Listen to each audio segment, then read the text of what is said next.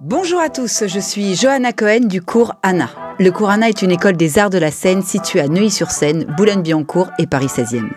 Le cours Anna, c'est une école de théâtre, de comédie musicale, de danse hip-hop, de modern jazz, de stand-up, de cours d'improvisation, du plus petit de 3 ans jusqu'à ce que tu puisses tenir debout. Mais le cours Anna, c'est également des podcasts. Et aujourd'hui, j'ai la chance de recevoir la gagnante de The Voice Kids saison 7. Elle a su conquérir le public avec sa voix envoûtante et son talent pour le violon. Elle a participé également à d'autres émissions comme Les Enfoirés ou encore Dream Team dans l'équipe de Lara Fabian.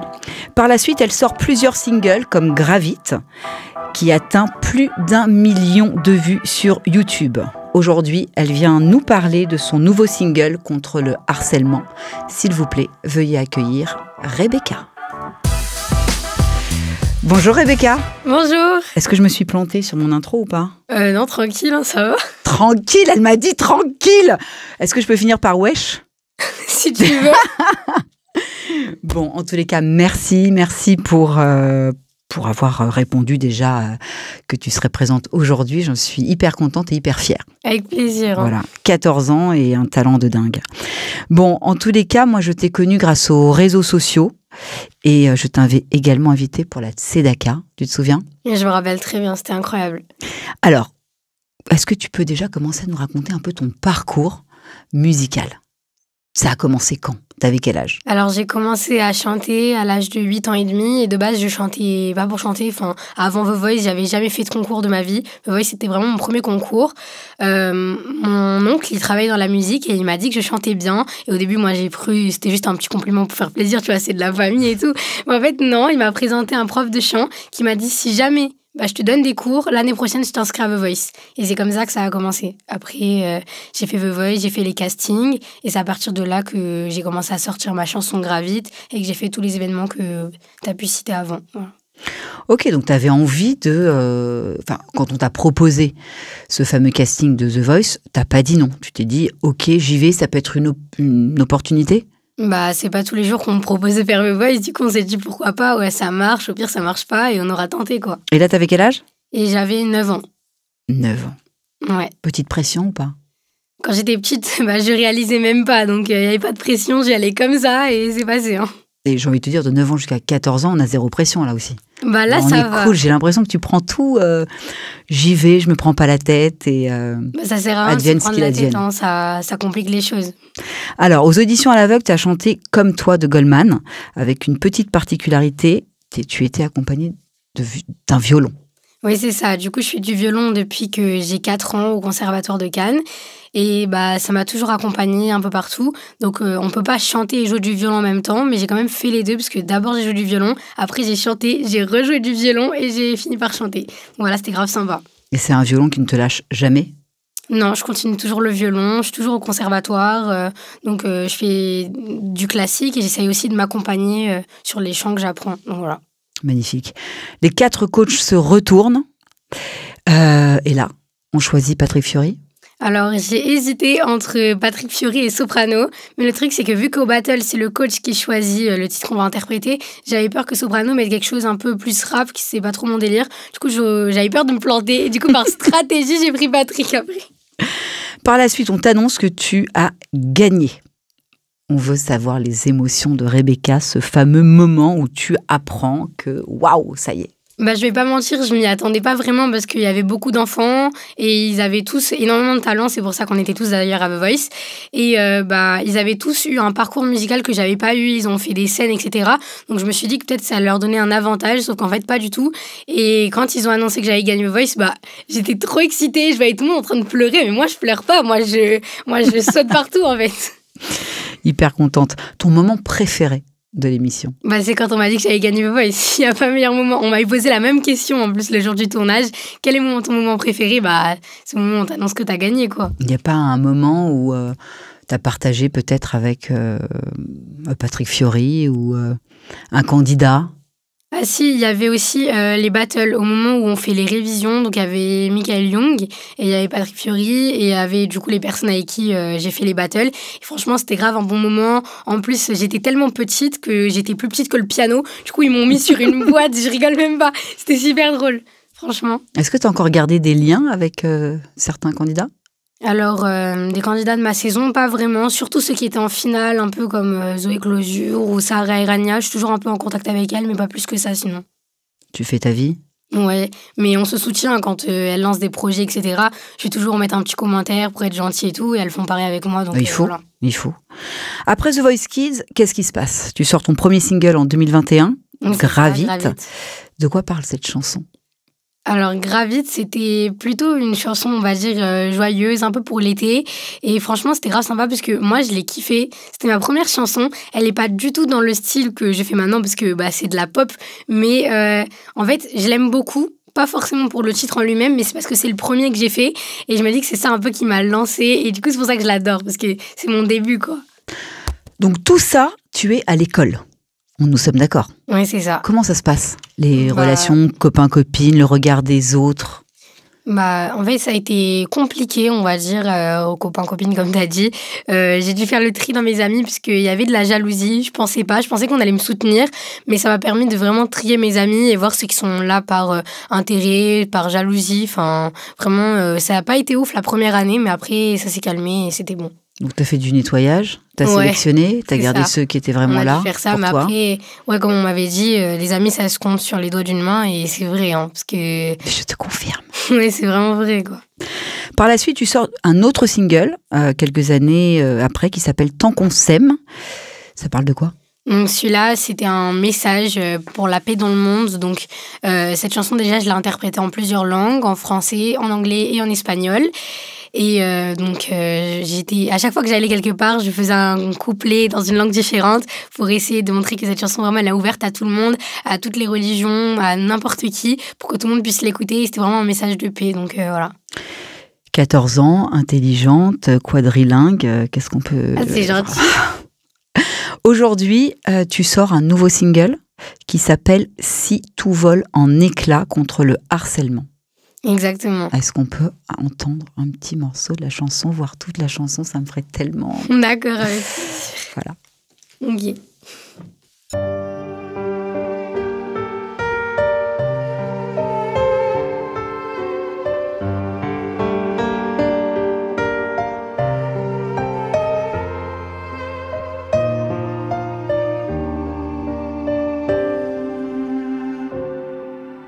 Seul dans mon silence, je me vois toucher le fond. Dans chaque mot, violence à l'horizon qui sonne comme du poison. Quand les gens me font la guerre, au nom de quoi je voudrais m'échapper de moi. Je ne peux pas. Les murs de l'école sont si froids. Si tout vole en éclats, je ne reconnais plus mon visage. Tout ce mal qu'on m'envoie, et j'ai le cœur pris en otage. Je me raccroche à tout l'amour dans l'univers. J'espère garder en moi l'espoir, la lumière. Mon cœur hurle en moi quand ils sont plusieurs à se moquer de moi. Seul contre tous dans ma prison sans loi. Mais est-ce que quelqu'un l'entendra? Tout vole en éclats. J'ai trop d'injures sur le visage à cause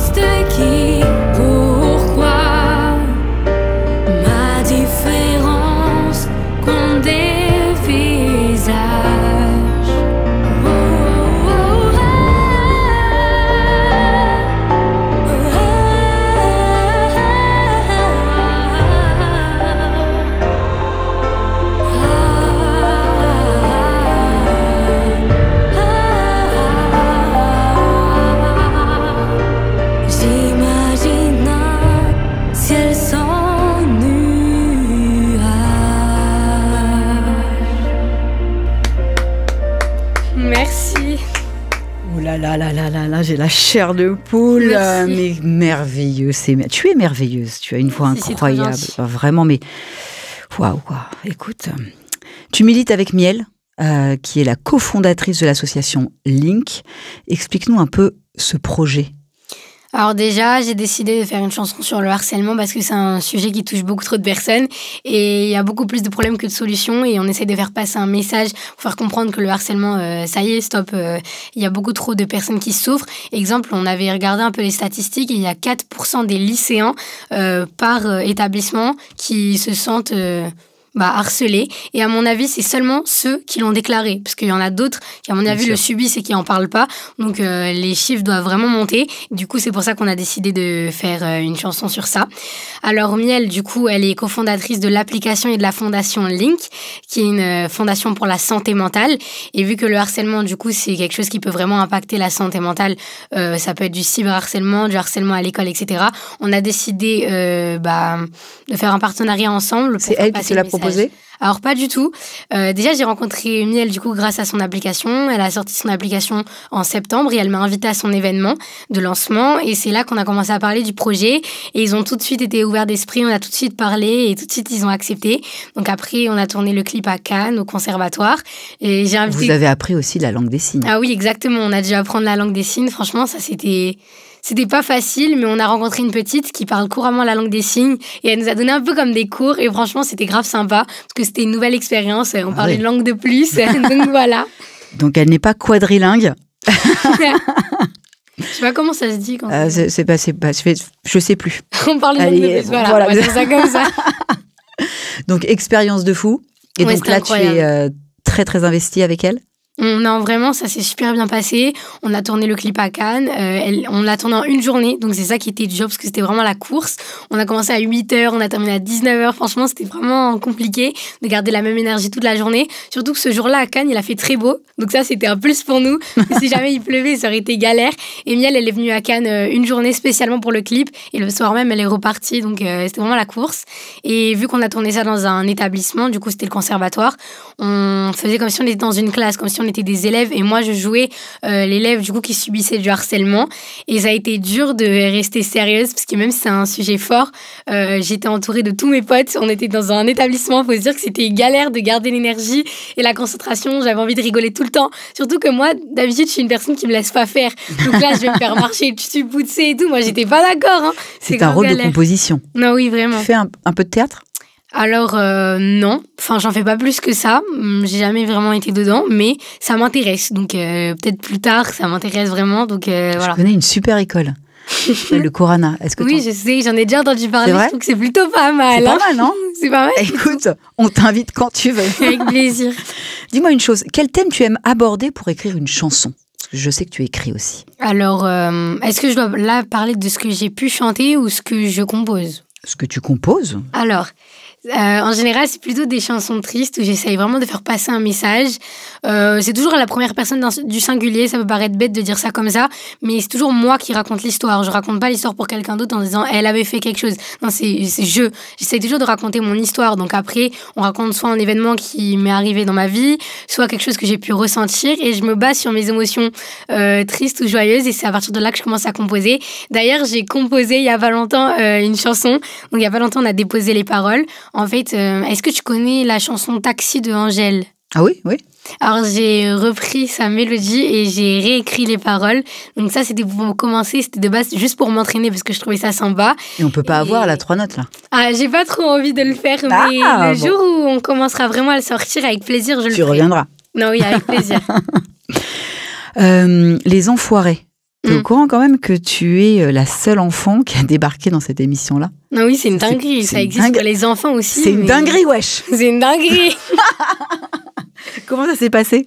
Alors, je crois que c'est celui qui produit Les Enfoirés qui a contacté ma mère pour demander si je voulais bien participer et tout.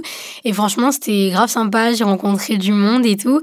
Et j'étais la seule enfant, du coup. T'étais fière ? Non, j'étais trop fière. Surtout quand on voit... Il y a une photo, en fait, qui m'a beaucoup marquée. C'est celle où on voit tout le monde vraiment sur la scène, où on tient une petite lampe dans la main. C'était trop mignon. Et en plus, c'était pendant la période du Covid. Du coup, il n'y avait pas de public. c'était encore plus galère. Il y avait juste quelques bénévoles, mais du coup, c'était encore plus, on va dire, familial. Il y avait moins de monde, mais tous ceux qui étaient là, on se connaissait presque tous. C'était grave sympa. Franchement, j'ai rencontré du monde et tout. Grave sympa. Donc, grave sympa, je vais le noter aussi. C'est une expression de Jens. Alors, faut pas dire Jens, hein. Non, mais c'est pas grave. Moi, je suis has-been, moi, c'est pas grave. Mais j'assume. Tu as également participé à l'émission Dream Team, récemment dans la team de Lara Fabian. Quel est ton plus beau souvenir lié à cette émission ? Alors, c'est un souvenir qui n'a pas été passé à la télé, malheureusement. C'est dommage. Vraiment, ça me saoule. Tu vas nous le raconter. Mais c'est pas grave. Donc, en fait, dans Dream Team, quand on était en ballottage, quand une équipe a été en ballottage parce qu'elle n'était pas sûre de pouvoir rester, on devait faire un duo avec l'artiste qui, on va dire, était le chef de l'équipe. Donc là, c'était Lara Fabian. Et j'ai été choisie pour faire le duo avec Lara Fabian. On a chanté « Tu es mon autre ». Donc, je reprenais la voix de Morane, donc c'était incroyable. Mais malheureusement, on n'a pas été éliminés. Du coup, j'ai pas pu la chanter. C'est ça qui m'a énervée. Mais franchement, c'était un moment que j'oublierai jamais. C'était vraiment incroyable. Et encore aujourd'hui, on essaye d'avoir les images parce que j'ai pas envie d'oublier, quoi. Bah non, et tu les as pas ? Non, on les a pas, mais du coup, j'aimerais bien les avoir, vraiment. Je suis sûre que ton père, il va faire quelque chose. Ouais, un papa. Comment tu gères le stress, s'il y a du stress ? Moi, je dis qu'il y a toujours une petite partie de stress ou d'excitation avant de monter sur scène. Est-ce que tu as des petits tips ? Est-ce que ça se gère comment chez Rebecca ? Alors moi, j'ai du stress, oui, parce que, en fait, exemple, si jamais je dois chanter devant du monde, je vais stresser, mais c'est du bon stress. Parce que si jamais on stresse pas, c'est vraiment qu'on en a rien à faire. Parce que on en a rien à faire de monter sur scène et tout. Mais là, c'est vraiment du bon stress. Après, il y a aussi des moments, on va dire en interne, chez moi et tout, où je stresse. Parce que je suis une personne un peu stressée de la vie parfois. Ça va avec mon tempérament un peu toujours faux-folle. Faux-folle. Ouais. Et du coup, ça fait partie de mon tempérament et tout. Mais c'est un peu compliqué parfois de gérer mon stress parce que je m'excite pour rien. Mais j'essaie de me canaliser. Ouais, je monte en pression et je m'excite et parfois je pleure facilement. Ouais, j'assume, hein, mais il faut pas que les gens croient que tout va bien. Tu fais des caprices parfois ? Caprices, non. Mais je pleure parce que je stresse. Mais au lieu de pleurer, je devrais arranger la chose, mais c'est pas grave. Mais je suis comme ça et j'essaye de canaliser mes émotions, on va dire. Tes artistes préférés ? Alors, Bruno Mars et Billie Eilish, je dirais. Donc oui, c'est que des Américains, mais Billie Eilish, j'adore son style, son mood. Avant, quand je l'écoutais, on me traitait de dépressive, alors que pas du tout. Maintenant, tout le monde est fan de Billie Eilish, donc c'est un retournement de situation. Et Bruno Mars, je l'écoute vraiment depuis que je suis toute petite. J'ai tous ses albums, j'ai trop envie un jour de le rencontrer et d'aller à ses concerts et tout. Et ma chanson préférée, ça reste un grand classique, c'est When I Was Your Man. Donc voilà. Chanteur français, chanteuse française, non ? On n'a pas attends, un petit coup de foudre. Français, c'est dur. En fait, il y a des rappeurs que j'aime bien. Je peux dire ou pas ? Tu peux tout dire ici. Il y a un rappeur que j'adore, c'est Tiakola. Je le trouve trop fort. Donc voilà, il a sorti un dernier album il y a pas longtemps et franchement, c'est incroyable, genre vraiment. Wesh. Non, il dit pas wesh. Est-ce que Rebecca continue encore à prendre des cours de chant ? Alors oui, je continue parce que la voix, ça s'entretient et c'est pas parce qu'on a fait du chant et parce qu'on a fait The Voice qu'on connaît tout, pas du tout. On apprend tout le temps. Donc, je suis en train de développer ma voix de tête. Donc, c'est pour monter très, très aiguë. Donc, voilà. Et je développe peu à peu parce que la voix, elle est jamais assez prête. Et il faut toujours s'entraîner. Donc, exemple, j'ai un enregistrement que j'ai reçu pendant le confinement par mon prof de chant. Et il y a des exercices, des vocalises. Et du coup, tous les jours, j'en fais. Ça dure 15 minutes, mais c'est... Donc, tu t'entraînes. Ouais, tous les jours, 15 minutes de vocalise. Donc, même si on ne chante pas vraiment, c'est toujours important de s'entraîner, oui. C'est très bien. À part le chant, est-ce que tu as d'autres passions ? Alors, des passions, moi j'adore, donc il y a le violon aussi, mais moi j'adore faire de la photographie. Alors, les gens ils savent pas, mais je kiffe prendre des photos. Donc là, je prends avec mon téléphone, mais j'ai envie de m'acheter une petite caméra là pour prendre des vraies photos. Donc franchement, c'est incroyable et je prends des belles photos et je suis trop contente. Et franchement, j'adore pouvoir capturer des instants et tout. Et moi, mes copines elles m'appellent toujours la fille qui filme tout le temps. Mais après, ça fait grave des souvenirs. Du coup, je fais des vlogs, non ? Ouais, je fais des vlogs, je fais des vidéos. J'adore faire des montages aussi. Je monte mes propres vidéos. Donc, toutes les vidéos qu'on voit sur les réseaux et tout, c'est moi qui les monte. Donc, c'est vraiment trop bien. Ça te prend un temps de dingue, non ? En fait, j'aime bien. Donc, je calcule pas le temps. Je fais, c'est tout. Genre. Et t'arrives à concilier l'école, les scènes, la chanson, en vrai, on y arrive. Hein. Si on est bien organisé et tout, on y arrive. D'où vient cette maturité ? Franchement, je sais pas. L'âge de 14 ans, quand même. Franchement, je sais pas. Déjà, le fait que j'ai un grand frère parce que mon grand frère, il est toujours là pour m'aider. Exemple, il m'a toujours tout appris. Enfin, il m'apprend des trucs, il me fait lire des livres, il est toujours là pour moi. Il me fait toujours découvrir des nouveaux trucs et en fait, il m'aide. En fait, il me tire vers le haut. Donc, c'est grâce à mon frère aussi. Donc là, je lui fais un petit message, Jérémy, je t'adore, voilà. Et du coup, voilà, c'est grâce à mon frère, je pense, le fait qu'il soit plus grand et qu'il m'ait toujours tout appris. Et en fait, le fait aussi, quand j'étais petite, j'ai sauté une classe. Donc, j'ai toujours été avec des gens plus grands. Donc, voilà. Oui, donc c'est pour ça que cette maturité est venue un peu plus tôt que n'importe quelle gamine de 14 ans, j'ai envie de te dire. Tu es bien entourée? Bah ouais, en fait, on sait jamais qui gère si on un peu est tout bien ça entouré. Papa, maman? Alors, c'est mes parents qui m'aident toujours dans tout. Mais on pourra jamais dire qu'on est bien entouré si on compte pas ses parents. Genre, il y a ses parents et les autres, on pourra jamais vraiment dire s'ils sont bien ou pas pour nous. On va le découvrir par la suite parce qu'ils peuvent très bien être bien pendant une période, mais après, ils changent. Donc, à part les parents et la famille... Voilà. C'est déjà pas mal. T'as 30 secondes pour faire une déclaration d'amour à tes parents. Alors, papa, maman, je vous aime. Merci d'être toujours là pour moi. Vous êtes toujours là pour me soutenir et pour me tirer vers le haut. Alors, je vous remercie de me faire confiance et de me donner toutes les opportunités que j'ai pu faire aujourd'hui. Bah, tu vois, regarde, je suis sûre qu'ils vont être contents. Ah, vous êtes contents. Des projets, des rêves?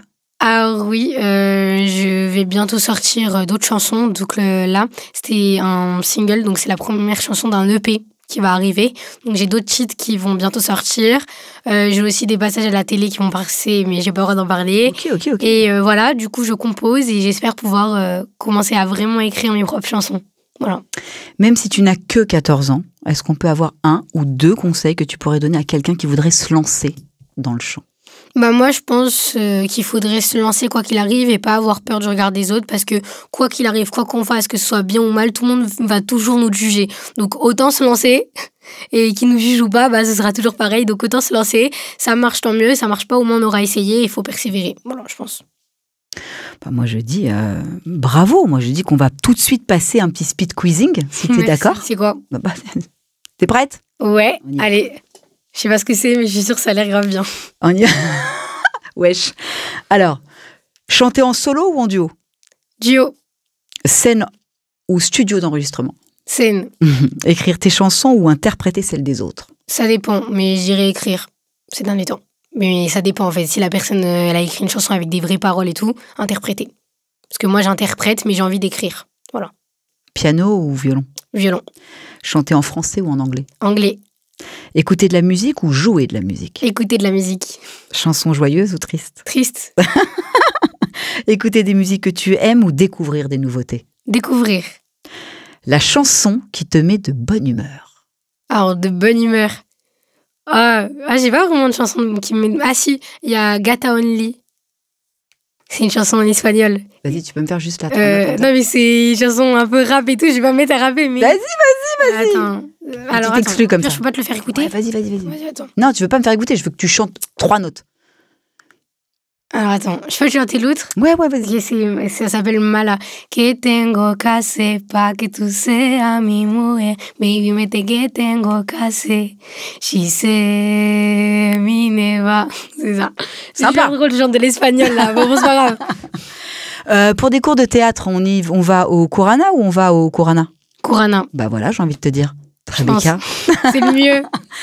Merci beaucoup. Avec vraiment. Plaisir. Merci beaucoup. T'es une petite jeune fille, un petit bout de femme incroyable. Merci beaucoup. Qu'il faut connaître encore plus que ça. Moi, je te souhaite encore une fois d'aller bien loin parce que tu le mérites. T'as un talent de dingue. Merci, c'est trop gentil. Voilà, et j'embrasse aussi très fort papa, maman parce que je sais qu'ils sont là pour toi et qu'ils t'aident à être encore plus grande. Eh bien, écoutez, c'était Rebecca. Si vous voulez retrouver cette interview, sur toutes les plateformes, sur YouTube, sur Au Micro avec Johanna sur Instagram, sur Deezer ou Spotify. Je vous souhaite une bonne journée. Merci.